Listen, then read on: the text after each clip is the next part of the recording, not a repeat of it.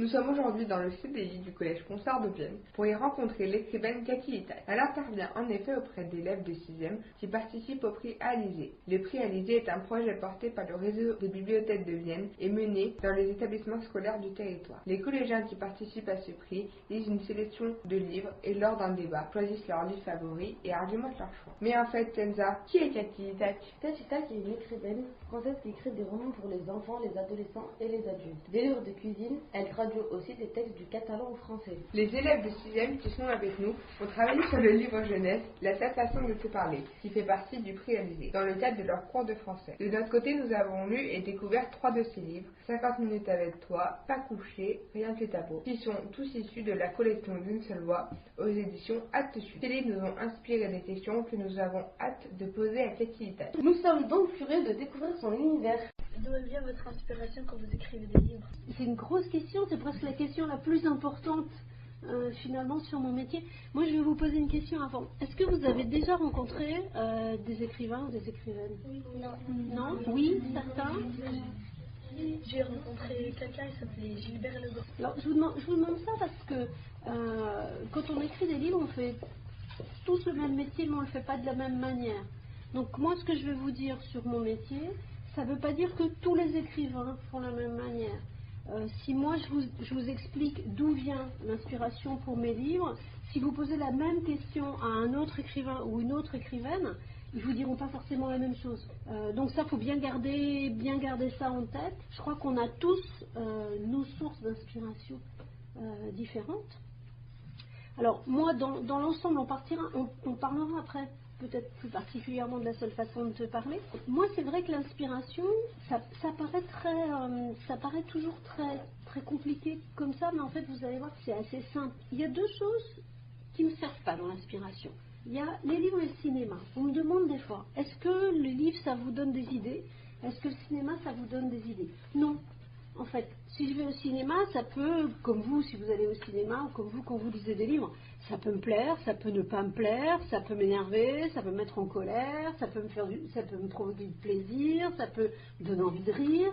Tout ça, c'est des choses qu'on trouve. Mais je ne sors pas du cinéma ou d'une lecture de livre en me disant tiens, je vais écrire ça. Moi, mon inspiration, elle vient vraiment de ce qu'il y a autour de moi, de ce que je vois, de ce que j'entends. Là, par exemple, on est dans une pièce un petit peu fermée. Moi, je regarde souvent beaucoup par la fenêtre. J'aime bien regarder la vie, j'aime bien regarder les gens qui marchent. Si je suis, par exemple, en train de regarder par la fenêtre, et qu'il y a 2 personnes qui passent. Et elles sont en train de s'engueuler. Moi, je ne sais pas qui c'est la première fois que je les vois, je les regarde par les fenêtres. Je les écoute. Et puis là, je commence à me dire, mais pourquoi elles sont en train de s'engueuler? Moi, je ne sais pas. J'affiche juste un petit morceau, comme ça. Là, je peux commencer à essayer d'imaginer. Qu'est-ce qui s'est passé? Qu'est-ce qui a déclenché cette dispute? Donc là, déjà, il y a un petit peu d'imagination, d'inspiration. Et puis après, je me dis, qu'est-ce qui va se passer? Les gens, ils sont passés, je ne les vois plus. Qu'est-ce qui va se passer maintenant? Est-ce qu'ils vont continuer à s'engueuler? Est-ce qu'ils vont s'engueuler tellement fort qu'ils vont se taper dessus? Ou alors est-ce qu'ils vont essayer de s'expliquer? Ou alors est-ce qu'ils vont se réconcilier? Ou alors est-ce que c'était grave?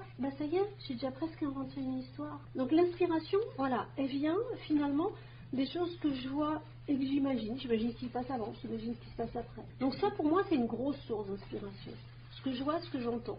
Moi, j'utilise aussi quelque chose dans l'inspiration auquel on pense beaucoup moins. Est-ce que vous avez une idée? Alors là, j'ai parlé de ce que je voyais, de ce que j'entendais. Il y a aussi autre chose, moi, qui m'inspire. Ouais. Les rêves? Ah, ça pourrait être. En fait, oui, je pense que ça m'est arrivé des fois d'utiliser des choses que j'avais rêvé pour mettre dans des livres. Absolument. Je pensais à autre chose. Réfléchissez. Il y a ce qu'on voit, il y a ce qu'on entend. Ouais. Ce qu'on vit. Ce qu'on vit. Alors oui, bien sûr, ça c'est une source énorme d'inspiration.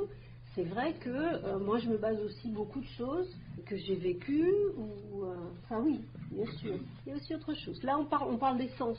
C'est pas simple, hein, c'est compliqué. Ouais. Ce qu'on sent? Absolument. Ça fait partie des choses qui moi m'inspirent et qu'on oublie souvent, c'est les odeurs. Ça paraît bizarre. Moi je crois que les odeurs on les oublie tout le temps, mais dans les sources d'inspiration c'est important. Parce que je pense qu'en fait tout ce qu'on ressent, tout ce qu'on sent, c'est important. On ne va pas avoir du tout le même état d'esprit quand on vit à côté d'une boulangerie que si on vit à côté d'une décharge. Si vous offrez des fleurs, pourquoi on offre des fleurs? Parce que parfois ça sent bon, souvent ça sent bon. Pour faire plaisir? Pour faire plaisir, ouais, bien sûr, parce que c'est beau, voilà. Et moi je pense aussi que ça c'est super important. Donc voilà, moi l'inspiration, Elle vient de plein de choses. Elle vient de ce que je vois, ce que j'entends, ce que je sens, ce que je ressens, ce que j'ai vécu. Donc ça vient de tout ça. Ça peut être des choses qui se sont passées autour de moi. Ça peut être des choses que moi j'ai vécues, que je vais modifier. On en reparlera dans la seule façon de te parler. Il y a des choses qui sont très personnelles, que j'ai vécues, et d'autres non. Et tout ça, ça se mélange. Parce que pour moi, l'écriture, c'est ça. On arrive à mélanger tout. Et il y a aussi autre chose dont je me sers beaucoup dans mes livres, l'endroit où se passe la scène. Tous les auteurs ne sont pas comme ça. Il y a des auteurs dans leurs livres, ils disent jamais où ça se passe. Ça peut se passer ici, ça peut se passer ailleurs, on ne sait pas. Moi, très souvent, on sait exactement l'endroit où se passe la scène. Ça peut être le lieu géographique, ça peut être même une description précise d'une maison. C'est pas forcément de dire dans quelle ville, quel pays, etc. Par exemple, dans le collège de Nîmes, il y a une description assez précise du collège, on pourrait presque le dessiner. Donc pour moi, les lieux aussi sont importants. Parce que je pense une histoire qui se passe, par exemple, dans un petit village en montagne, comme j'ai écrit certains de mes livres, ça ne va pas être la même histoire que dans une cité, dans une grande ville. On ne vit pas les mêmes choses, on n'entend pas les mêmes choses. Et encore une fois, là, on n'entend pas les mêmes choses, on ne voit pas les mêmes choses, on ne sent pas les mêmes choses. Tout est différent. J'ai été très longue pour la question, mais cette question d'inspiration, elle est essentielle parce que c'est la base de mon...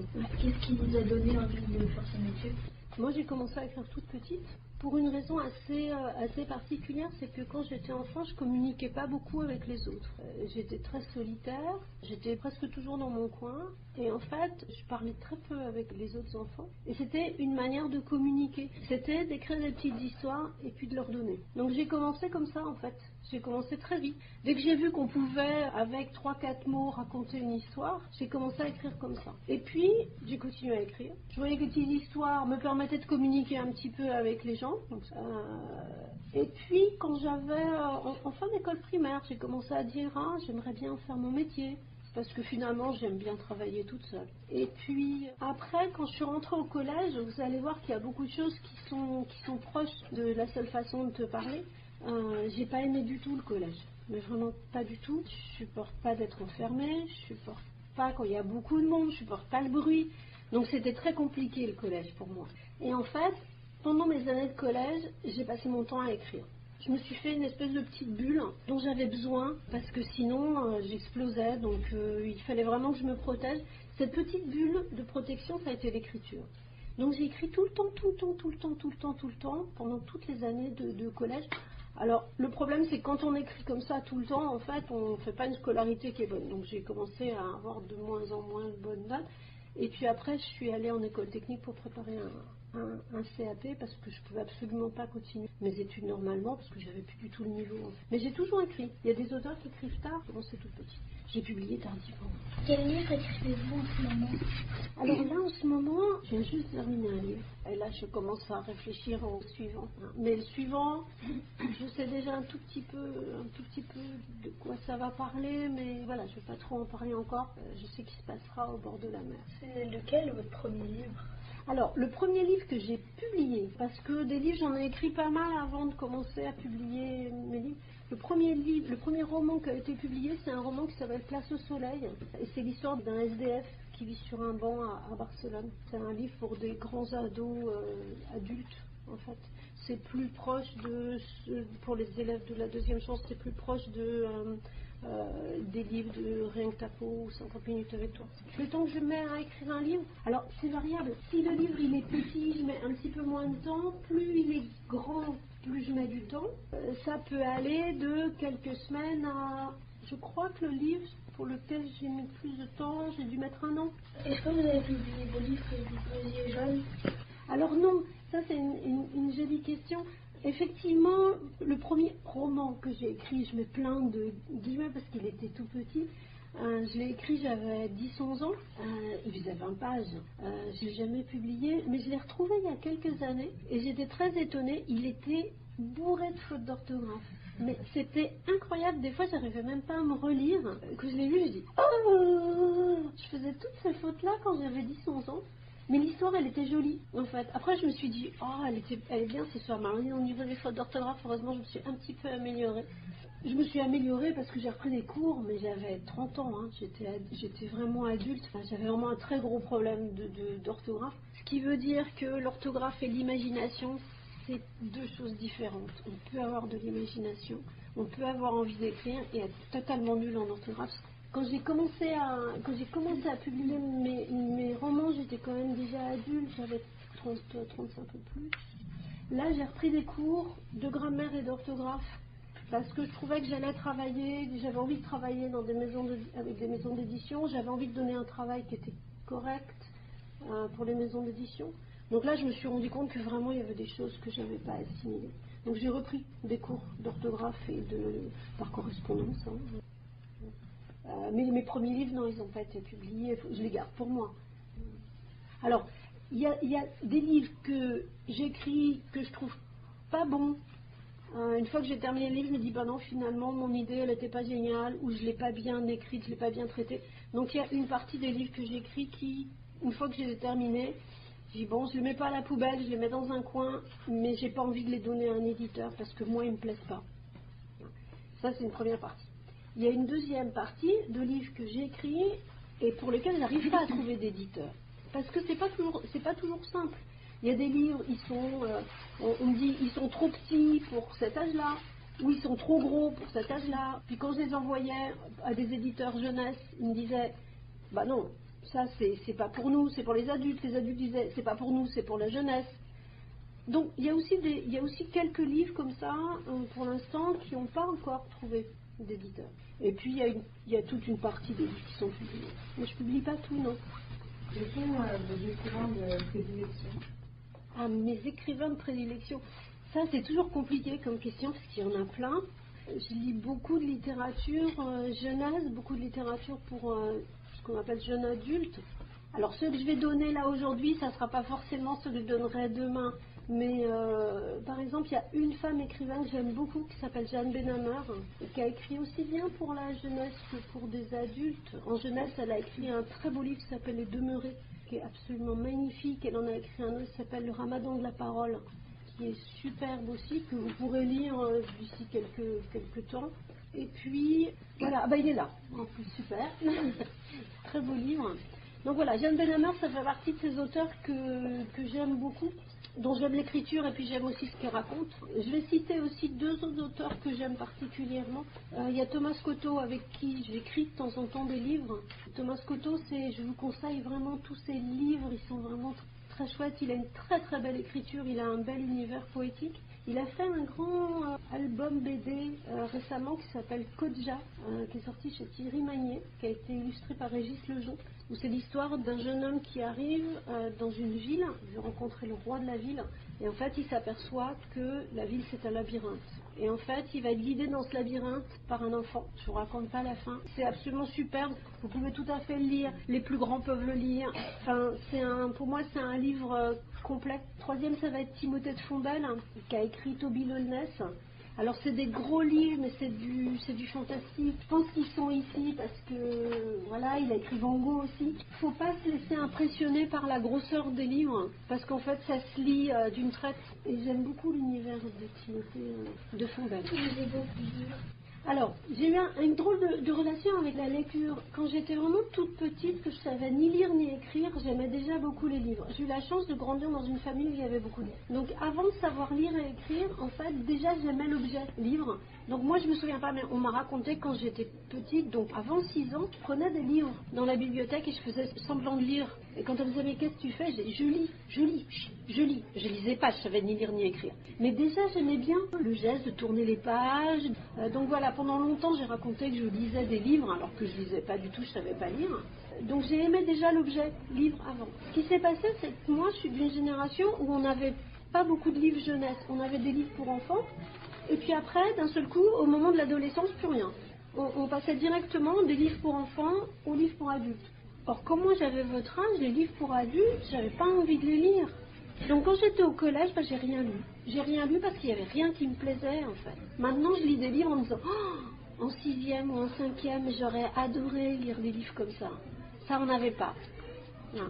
Donc je me suis rattrapée après. Alors par contre, jeune adulte, on en parlera peut-être. Moi, j'ai quitté l'école donc avec un CAP, j'avais 17 ans et demi. J'ai commencé à travailler tout de suite. Et j'ai fait plein de petits boulots. Et en fait, là, j'ai commencé à lire, mais beaucoup. J'ai eu des périodes où je travaillais pas, et les périodes où je travaillais pas, je lisais tout le temps. J'avais une bibliothèque à côté de chez moi qui était chauffée. Je vivais dans une chambre de bonne qui faisait 10 mètres carrés et qui n'avait pas de chauffage.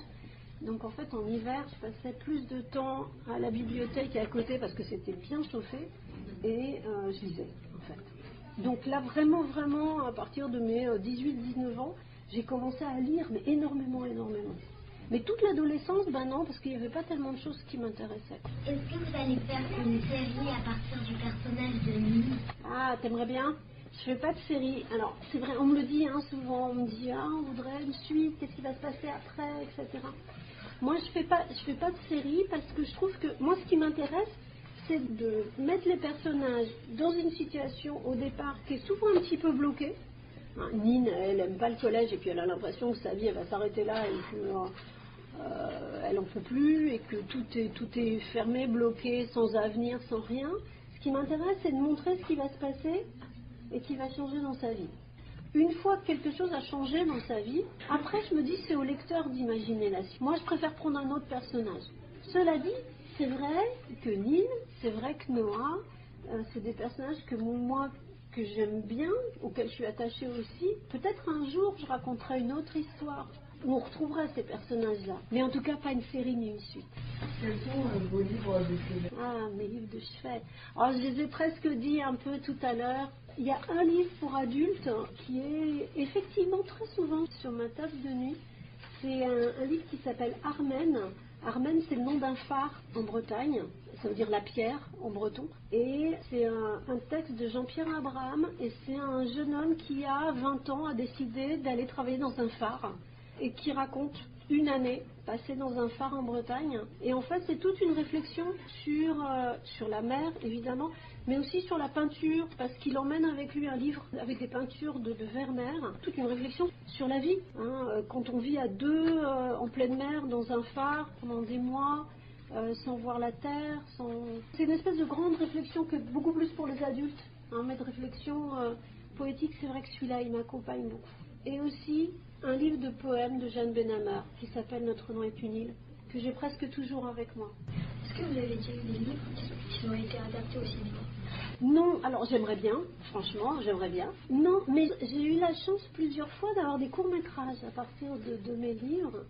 Un livre qui s'appelle Les Murs Bleus, qui a été fait en court-métrage par des étudiants allemands, très très beau. J'ai eu deux petits clips de 4 minutes qui ont été faits sur Rien que ta peau et 50 minutes avec toi. J'ai eu une pièce de théâtre qui a été filmée aussi.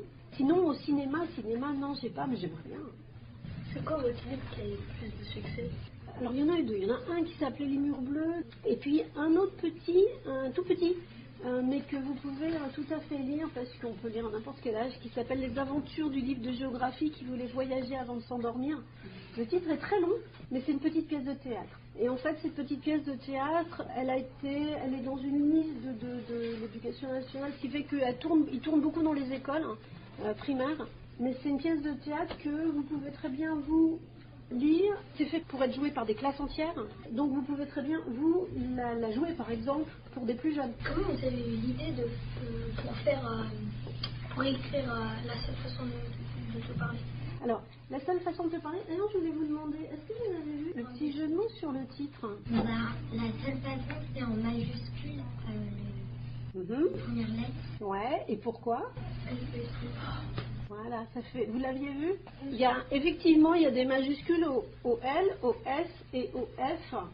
Et si on écoute bien, ça fait L, S, F, ça fait langue des signes française.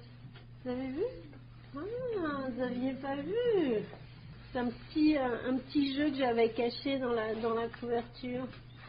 Au départ, c'était le titre que je voulais donner je voulais juste qu'il s'appelle comme ça, la seule façon. Ça aurait été encore plus clair, on aurait bien vu que là, ça faisait LSF.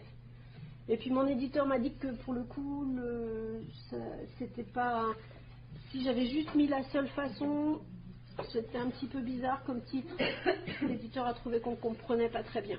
Donc c'est l'éditeur qui m'a demandé de rajouter autre chose. Donc voilà, on a mis la seule façon de se parler. Mais le LSF, c'est donc la langue des signes française. Au départ, c'est rigolo parce que ce livre-là, il est né en fait presque de celui-là. que j'ai écrit avec Thomas Scotto. Donc on écrit tous les deux, et ça c'est des textes, en fait on peut lire dans un sens, enfin il y a une histoire dans un sens, et puis il y a une histoire dans l'autre. C'est une petite collection qui s'appelle Boomerang, que vous pouvez tout à fait lire. En fait ça se lit comme des petites nouvelles. Et donc dans la seule façon de parler qu'on a écrit tous les deux, c'est l'histoire d'un enfant qui vit sur une péniche, et qui a des difficultés pour être scolarisé, enfin qui a des difficultés lui à accepter d'aller à l'école. Et de l'autre côté, c'est l'histoire d'un enfant qui vit sur une rive, dans une maison, et en fait, ses parents sont sourds. Et c'est un enfant donc qui échange avec ses parents par la langue des signes. Et ça, c'est Thomas qui l'a écrit cette histoire. Et moi, ça m'intéressait aussi, c'était un sujet qui m'intéressait aussi. Et je me suis dit, si toi, tu prends ce sujet-là, on a échangé un petit peu pour savoir un petit peu qui allait prendre, quel sujet, ce qui nous intéressait, etc. J'ai dit, si toi dans l'histoire tu le prends pour le garçon des rives et le garçon d'écume, moi je ferai un autre livre après qui parle de la langue des signes. Et donc j'ai fait la seule façon de te parler. Alors au départ, ce qui m'intéressait, moi j'ai dit tout à l'heure, je suis traductrice aussi. Et en fait, qu'est-ce qu'il y a comme point commun à toutes les langues? Et que c'est fait pour communiquer. Alors bien sûr, une langue c'est fait pour communiquer. Ouais, mais de quoi elle est faite? De mots. De mots, absolument. Et ça, je me suis dit, en fait, toutes les langues du monde, elles sont toujours faites avec des mots. On peut toujours les écrire, même s'il y a quelques langues qu'on n'écrit pas, il y a quelques langues qui n'ont pas d'alphabet, qui n'ont pas d'écriture. La plupart des langues du monde, c'est des langues, elles sont faites à partir de mots. Donc on peut toujours les apprendre pratiquement toujours de la même manière. Quand on apprend une langue, voilà. Commence à l'apprendre, on l'apprend pratiquement toujours pareil. Et je me suis dit, il y a une langue qui échappe à ça, c'est la langue des signes. C'est la seule langue dans le monde qui n'utilise pas de mots. Et je me suis dit, mais c'est quoi une langue qui n'utilise pas de mots? Moi, je travaille avec des mots toute la journée. Je dis, comment on fait pour communiquer si on n'a pas de mots? Comment ça marche? Donc au départ, c'était vraiment une curiosité de ma part de savoir comment cette langue... comment elle existait, comment on l'apprenait. Et donc j'ai fait une formation en langue des signes il y a 4 ans maintenant. J'ai fait une formation intensive pour apprendre la langue des signes. Ce que j'ai raconté un petit peu dans la seule façon de te parler. Les premiers cours que Nine va apprendre, c'est très proche de ce que moi j'ai vécu. Parce qu'on n'apprend pas la langue des signes, elle ne s'apprend pas comme une autre langue. Parce qu'on ne peut pas prendre des notes sur un cahier, parce que... D'abord, on est dans des salles de cours où il n'y a pas de table et où il n'y a pas de crayon et on n'écrit rien. Parce que si on fait un signe comme ça, comment on va l'écrire? C'est pas possible, il faut trouver une autre manière de l'apprendre. Donc au départ, c'était ça qui m'intéressait et j'ai eu très envie de partager ça après. Alors après, je me suis dit, comment je peux raconter cette histoire-là? Et à ce moment-là, j'ai rencontré quelqu'un qui s'appelle Elisabeth Bramy, qui dirige la collection chez Nathan qui s'appelle Mes années collège, donc ça c'est une collection au départ, qui s'appelle Mes années collège. Et Elisabeth est venue me voir dans un salon du livre, elle m'a dit, Cathy, est-ce que tu écrirais un livre pour cette collection-là sur les années collège? Et au début j'ai dit non, parce que je lui ai dit tout de suite, moi mes années de collège ça a été des années horribles. J'ai pas du tout envie de faire un truc très très très rigolo sur le collège, j'y arriverai pas parce que moi franchement c'est vraiment pas ce que j'ai vécu au collège. Et là Elisabeth m'a dit mais je te demande pas de faire quelque chose de forcément joyeux et je te demande simplement de parler aussi de tes années collège. Et je me suis dit mais tiens, je peux peut-être relier ces deux sujets finalement, de parler de moi, mes souvenirs de difficultés au collège avec la langue des signes. Donc voilà, l'histoire elle s'est faite comme ça. L'illustration, c'est vous qui l'avez choisie sur la page de couverture? Alors, je ne choisis jamais les couvertures de mes livres. C'est toujours l'éditeur qui les décide. Donc c'est pas moi. Ce signe-là, c'est je te prends contre mon cœur, je te serre contre moi. C'est pas le papillon. Hein. C'est vraiment voilà, je te prends contre mon cœur. Donc on l'a vérifié. Hein, je l'ai vérifié avec des interprètes en langue des signes pour être sûr que parce qu'il y a quelques années, il y a un très joli livre aussi qui est sorti sur l'histoire de la langue des signes qui s'appelle Écoute mon cœur de Janine Tesson. Et quand le livre est sorti, en fait, sur la couverture, le dessin, Quand elle a commencé à intervenir dans des classes avec des sourds, avec des interprètes, les sourds lui ont dit pourquoi sur la couverture le personnage dit qu'on est débile. Et en fait, sur la couverture, l'illustrateur avait fait un dessin avec une main, et la position de la main, ça voulait dire t'es fou, quoi. Du coup, l'éditeur a refait faire la couverture, c'était pas possible. On ne pouvait pas faire une couverture où tous les sourds voyaient sur la couverture un truc t'es fou, quoi. Donc là, vraiment, on a vraiment refait. Hein. Ils ont refait la couverture, et là, on a fait très attention. Donc je ne choisis jamais les couvertures. Vous voyez, elles sont toutes très différentes. Ça, c'est les couvertures de l'école des loisirs, que moi, personnellement, je trouve très moches. Je ne sais pas ce que vous en pensez. Bon, je vous ai donné mon avis, alors ça pousse un peu, mais... Est-ce que vous la trouvez belle, cette couverture? Ouais. Oui, il y en a qui la trouvent jolie. C'est pas moi qui choisis. Celle-là, vous l'aimez bien? Ouais, hein. Ouais, elle est sympa, celle-là. Donc ça, c'est pareil, là, c'est des textes qui sortent en Allemagne, c'est des photos. Moi, j'aime bien. C'est toujours l'éditeur qui choisit la couverture. On ne me demande jamais mon avis. Il y a des écrivains qui sont aussi illustrateurs, c'est pas très fréquent, mais voilà, c'est comme ça. On fait pas toujours tout ce qu'on veut avec les maisons d'édition. Alors des fois des fois on a des jolies surprises. Celle-là, quand on a vu la couverture, je l'ai aussi écrit avec Thomas Scotto. Quand on a vu la couverture, on était plutôt content parce qu'on trouve en plus qu'elle correspond bien au livre, etc. Puis il y a des couvertures, par exemple celle-là, la couverture du Garçon des rives et d'écume. Ça, c'est l'image qu'il y a au centre. Ça représente quoi? C'est en miroir, bien sûr. Hein? Mais alors ça c'est sûr, hein, oui, c'est effectivement toujours une image qu'on peut regarder dans les deux sens parce que c'est entre une histoire et l'autre, mais c'est des maisons. Or l'histoire, elle se passe absolument pas au ville. Ça se passe à la campagne, ça se passe sur le bord d'un canal. Donc ça c'est l'exemple même de ce que nous on n'aime pas et sur lequel on peut pas faire grand chose. Les couvertures correspondent pas. Donc ça c'est embêtant. Sur quel support écrivez-vous? Vous écrivez plus sur des cahiers ou sur numérique? Alors, encore une fois, je réponds pour moi. Hein, il y a encore quelques auteurs qui écrivent à la main. Moi, j'écris toujours au niveau informatique. J'ai toujours un ordinateur. Si j'ai pas un ordinateur, j'ai des petits carnets, mais c'est vraiment pour noter une ou deux choses ou vraiment quand ma batterie d'ordinateur elle est en panne. Hein, sinon, non, j'écris toujours à l'ordinateur. Je crois que maintenant, il n'y a plus beaucoup d'écrivains qui écrivent à la main. Moi, vraiment, la main, c'est des notes. Honnêtement, j'ai un téléphone, j'ai un smartphone de plus en plus. Si je veux prendre des notes, en fait, je les prends en note dans mon téléphone. J'écris de moins en moins à la main. Est-ce que ça vous arrive d'avoir beaucoup d'inspiration et d'un coup plus du tout? Alors ça arrive. Alors oui, ça arrive. Ce qui arrive aussi, c'est des moments où j'ai plein d'idées et où j'ai pas le temps. Ça m'arrive souvent et c'est très frustrant comme situation. Surtout par exemple en ce moment, le mois de mars, avril, mai, c'est des mois où je rencontre énormément de collégiens, lycéens, d'enfants. C'est des mois où je suis partie tout le temps. Je suis tout le temps en tournée. C'est souvent des mois où j'ai plein d'idées pour écrire des livres. Et où je peux pas le faire parce que voilà, j'ai pas le temps. Alors là, pour le coup, je prends des notes, des idées pour plus tard. Il y a des fois, je retrouve les idées, je comprends absolument plus rien de ce que j'ai noté parce que je l'ai noté entre deux trains et puis c'était juste une phrase. Et des fois, je regarde la phrase et je dis c'était quoi ça? Donc ça arrive. Des moments vraiment où plein d'idées arrivent. Il va falloir en choisir quelques-unes. Des moments où j'ai plus du tout d'idées sur des livres, ça peut arriver aussi. Mais je suis pas quelqu'un qui reste. Je vais pas rester devant mon ordinateur en me disant qu'est-ce que je vais faire, j'ai pas d'idée. En fait, je reste très peu à la même place. Je bouge beaucoup. Donc si d'un seul coup j'ai pas d'idée, maintenant je suis au bord de la mer en Bretagne, donc je vais me promener. Je peux marcher pendant quelques heures. Je pense à autre chose.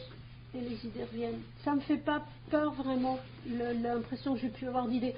Ça m'arrive des fois quand je viens de terminer un livre, je dis à mes collègues c'est fini, j'arrête d'écrire, j'ai plus d'idées, mais en général ça dure vraiment pas. C'est parce qu'il y a des moments, où voilà, il faut un petit peu se ressourcer.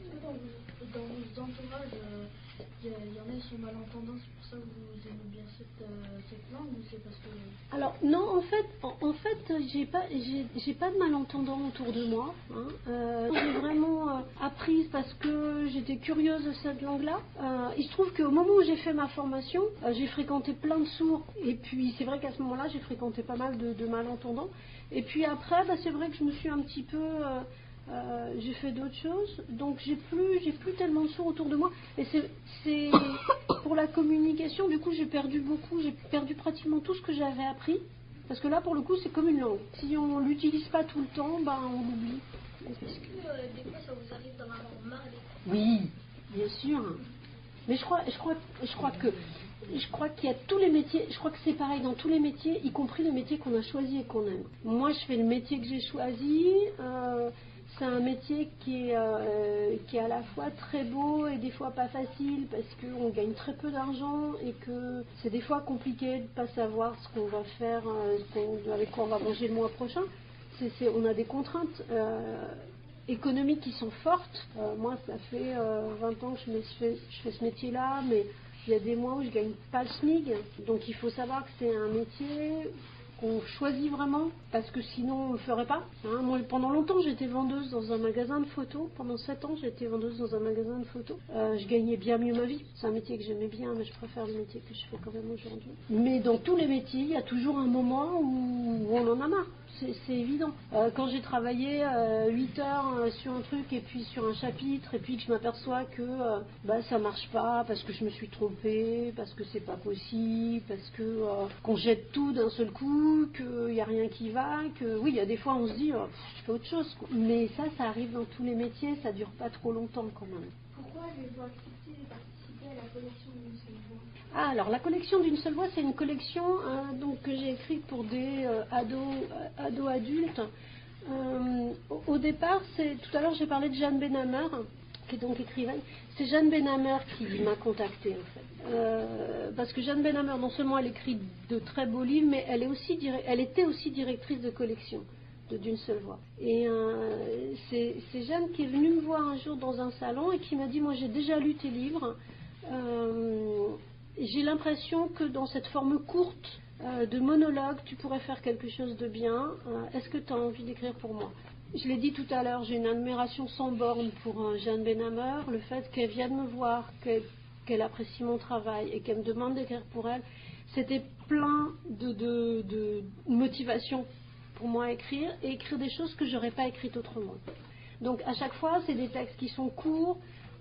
C'est toujours des monologues, c'est toujours des textes qui sont faits pour être jetés. Et c'est vrai que je me suis vraiment servie de cette collection pour parler de choses très personnelles souvent et que j'avais envie de projeter comme ça. 50 minutes avec toi parle d'homophobie et de maltraitance, c'était quelque chose qui me touchait, j'avais vraiment envie d'en parler. Les autres tournent beaucoup autour de la sexualité. C'était des sujets qui m'intéressaient et c'était une forme qui m'intéressait particulièrement. C'est des textes qui sont vraiment faits pour être lus à voix haute. Et ça fait partie des choses qui font aussi partie de mon travail. Tu vois. Donc pour moi, ça a été vraiment une grande chance de pouvoir écrire ces livres-là. Mais au départ, c'est pas venu de moi. Cela dit, je crois que c'est une collection dans laquelle j'ai lu pratiquement 80% des livres de cette collection, parce que c'est des auteurs que j'aime bien, parce que c'est des textes qui me touchent, et c'est une façon d'écrire aussi souvent qui me touche. Par exemple, dans les livres papier, à la fin, il y a une adresse, une date, qu'est-ce que ça représente? C'est l'endroit où vous avez écrit cette histoire? Ça, j'aime bien cette question, parce qu'effectivement, oui, presque toujours dans mes livres, alors peut-être pas celui-là, parce que des fois les éditeurs me demandent celui-là je ne l'ai pas mis parce que l'éditeur m'a demandé de l'enlever, mais la plupart du temps, effectivement, quand je peux, des fois les éditeurs veulent pas, je mets toujours l'endroit où je l'ai écrit et la date.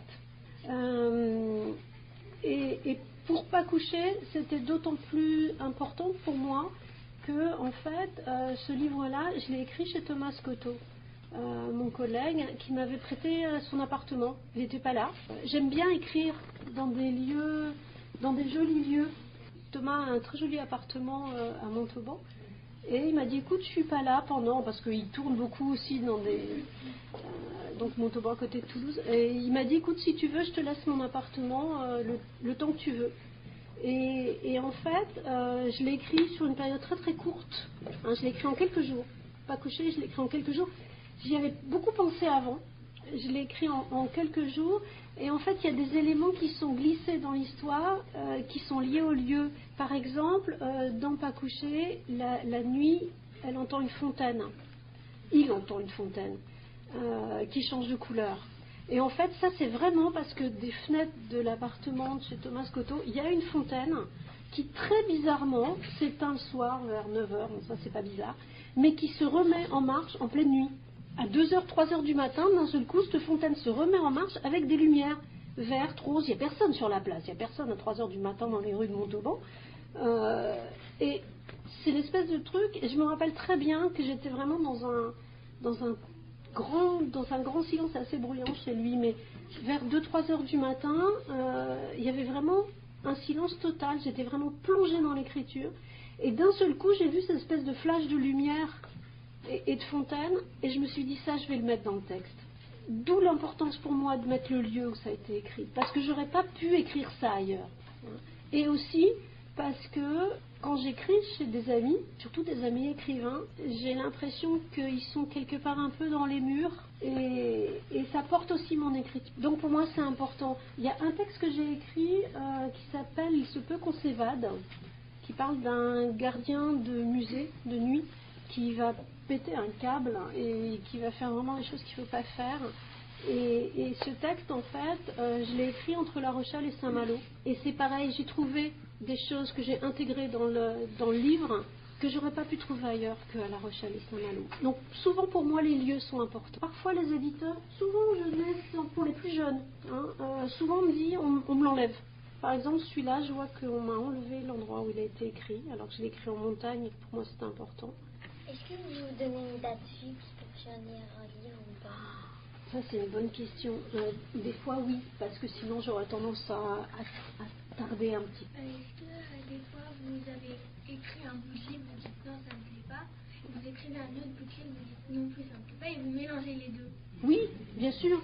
On fait plein de choses comme ça. Des fois, je reprends des trucs dans les tiroirs de vieux textes que j'ai pas aimés, que j'ai pas donné à des éditeurs. Et puis d'un seul coup, je me dis, mais c'était pas comme ça qu'il fallait que je raconte cette histoire-là. Et d'un seul coup, je la raconte d'une autre manière. Ça arrive. Quand je dis je jette, en fait, je mets de côté. Des fois, ça m'arrive de reprendre. Mais oui, on n'arrête pas de faire des mélanges comme ça. Il y a des fois des livres où je sais qu'il y a une scène qui va être réussie et tout le reste est raté. Donc cette scène-là, je la garde. Et puis, ça m'arrive après de la réutiliser pour autre chose, de la réécrire. Oui, on fait souvent... Enfin, moi, je fais souvent ça. Peut-être pas les autres auteurs, mais moi, je le fais, oui. Est-ce que vous avez un éditeur que vous préférez? Moi, je travaille avec plein d'éditeurs différents. Je dois avoir une quinzaine d'éditeurs différents. J'ai de la chance parce qu'en général, ça se passe bien avec mes éditeurs. Donc, c'est des gens avec qui j'aime bien travailler. Là, en ce moment, je travaille beaucoup avec les éditions Syros. Et c'est vrai que, voilà, ça fait partie des éditeurs avec qui vraiment, j'aime vraiment travailler. Parce que je trouve qu'on s'écoute beaucoup. De temps en temps, ils ont des propositions sur des textes. De me dire, par exemple, est-ce que tu peux modifier un petit peu ça ou revoir un petit peu ça. J'ai adoré travailler avec Jeanne Benhammer, qui n'est plus directrice de collection d'une seule voix, mais c'était un bonheur total de travailler avec elle, parce qu'elle est très à l'écoute, elle accompagne beaucoup les gens, ça fait partie des éditrices avec lesquelles j'ai sans doute eu le plus de plaisir à travailler. En ce moment, voilà. Mais en règle générale, je m'entends bien avec mes éditeurs. Des fois, il y a des petits... Voilà, des fois, on n'est pas forcément d'accord, mais en général, ça se passe bien. Si vous aviez un conseil à donner à quelqu'un qui, justement, aime l'écriture et voudrait écrire un roman, pas forcément devenir écrivain, mais justement écrire un livre, vous lui donneriez... Moi, je donne pas beaucoup de conseils aux gens, mais je pense quand même qu'il y a une chose qu'il faut, c'est écrire, parce que je pense qu'on apprend à écrire en écrivant. Et puis surtout, d'être têtu. Moi, on m'a dit ça toute mon enfance, toute mon adolescence, t'es têtu. Mais je pense que c'est vraiment une qualité, en fait. Voilà, il faut pas lâcher. Il faut écrire. D'abord, il faut écrire pour soi, écrire pour les autres, et puis après voir ce que ça donne. Mais je pense qu'il faut déjà être... il faut être têtu et puis il faut s'écouter soi, parce que je pense petit à petit, on apprend soi-même à déterminer ce qui va être plus ou moins bon, plus ou moins... mais je crois, voilà, être têtu et puis, voilà, faire son chemin et écrire. À propos du livre 50 minutes avec toi, pourquoi cette correspondance entre le temps de lecture et le temps de l'histoire? Alors effectivement, c'est un texte qui se passe en 50 minutes. En fait, quand on lit complètement, c'est un petit peu plus long. Parce que justement, mon collègue Thomas Cotto, on fait des lectures complètes, scénographiées, scénarisées, donc avec des lumières, l'éclairage et tout. Quand il a fait le montage, il s'est aperçu que la durée totale, c'était 1h15 à peu près. Donc en fait, le texte est un petit peu plus long, on l'a réduit ensemble. On a enlevé des choses pour que le texte fasse 50 minutes. Je crois que c'est un monologue d'un adolescent qui s'adresse à son père qui est tendu à ses pieds et on ne sait pas s'il est mort ou pas et qui va raconter un petit peu tout pourquoi il fait rien pour le sauver. En fait, il fallait que ça soit très condensé. Ça m'intéressait, cette espèce de parole qui va se libérer en un temps très, très limité. Et de ce fait, alors je ne l'ai pas écrit en 50 minutes. Il m'a fallu plusieurs mois d'écriture. Mais justement, ce qui m'intéressait, c'était d'essayer de condenser au maximum pour que toute la parole qui n'a pas été libérée se libère d'un seul coup et se libère dans un temps très court pour essayer de renforcer un petit peu au maximum. Et c'est ce qui a été difficile dans l'écriture, justement. Parce que effectivement j'ai mis quand même plusieurs semaines, voire plusieurs mois d'écriture, c'est d'essayer de garder cette espèce de tension, de respiration, de choses qui sortent comme ça, et d'essayer de garder la même tension tout le temps. C'est ce qui a été difficile finalement dans l'écriture du texte. Mais je voulais que ça soit un temps très court. Et du coup c'est vrai qu'en lecture, quand on l'écoute dans une salle de spectacle, c'est vrai qu'on sent cette espèce d'oppression du temps qui renforce un peu la violence. Quand on n'écrit pas, on peut écrire un livre où il y a 2 auteurs. Comment on fait pour écrire quand on est à 2 auteurs? C'est ça la question? Un livre avec 2 auteurs. Alors, quand moi j'écris avec Thomas, en fait on décide des histoires ensemble. Après on écrit un peu chacun de notre côté. Et après on relit le texte de l'autre à 2. En fait, et puis on modifie un petit peu les choses, un petit peu la cuisine. Je te demandais, est-ce qu'on peut faire un livre avec 2 auteurs? Ah oui, bien sûr. Oui, donc moi je le fais régulièrement. Oui, bien sûr, on peut, oui. Ou même à 3, même à plus, ça s'est fait à plus. Pour en revenir sur 50 minutes avec toi, pourquoi on s'identifie facilement au personnage et à la situation? Ça, c'est moi qui devrais vous poser la question. Ça, c'est vraiment moi qui devrais vous poser la question. Pour moi, ça c'est un compliment que je prends, merci. Ça veut dire que j'ai réussi. C'était le but. Effectivement, ça c'est à vous de me répondre. Moi, j'essaie toujours de trouver les mots, que ça soit pour des plus jeunes comme pour vous, des plus vieux comme vous. Moi, j'essaie toujours de trouver la manière dont on va être proche des personnages. Que ce soit Nîmes, que ce soit Noah, d'essayer d'être au plus près, ou des personnages plus grands dans mes livres pour les plus grands. C'est ce que j'essaye de faire. Après, si j'y arrive, c'est plutôt... voilà, c'est plus à moi de le dire. Là. Et il est vraiment dedans, on est vraiment dans l'histoire, on est vraiment des spectateurs en fait de la scène en pleine lecture, mais c'est vraiment très appréciable. Merci. C'est ce que j'essaye de faire c'est vraiment ce que j'essaye de faire dans tous mes livres, c'est ça. C'est qu'on soit avec les personnages, qu'on ait 10, 12, 15, 17 ans. C'est ce que j'essaye. Après... Et du coup, une dernière question sur ce livre.